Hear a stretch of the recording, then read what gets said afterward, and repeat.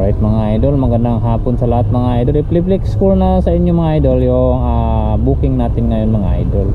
Tatlo dala natin mga idol, tatlong tanay galing Novaliches, North Caloocan at saka Valenzuela mga idol. Ito yun mga idol, yung unang booking natin. 300 yung rate, nag-isang nayon to Tanay Rizal sa Teresa mga idol. 300 yung rate, ano to, bumper daw ng Tutsi, maliit lang kanto lang. Tapos ito kasabay mga idol, North Caloocan to Tanay, 255 yung rate nito mga idol, pabili service na 500, saver to mga idol. Tapos yung isa nandito sa loob ng bag, ano to, Valenzuela to Tanay, 950 naman yung ano mga idol, 950 yung abono mga idol. Ang rate naman nun mga idol, 312. So matotal mga idol yung biyahe natin 300, 255 at saka 312 mga idol. Yun mga idol, yun pala mga idol, nandito na tayo sa sa may Antipolo City mga idol.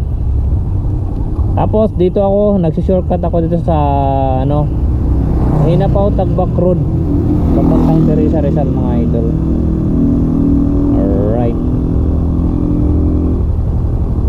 Alright, hanggang dito lang yung video natin mga idol.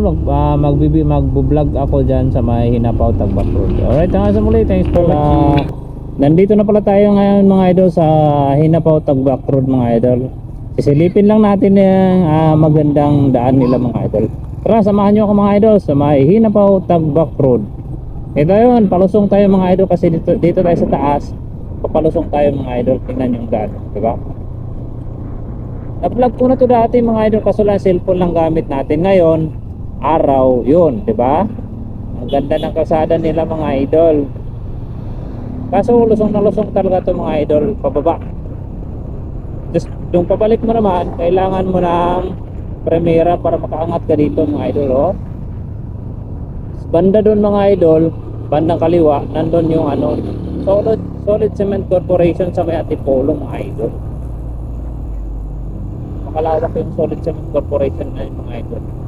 Maya dadaan din tayo dyan maya mga idol kasi may booking din tayo dyan. Ihatid mo natin yung dalawang booking natin papuntang Teresa Rizal. Nag-shortcut lang ako dito sa may Hinapaw Tagbak Road.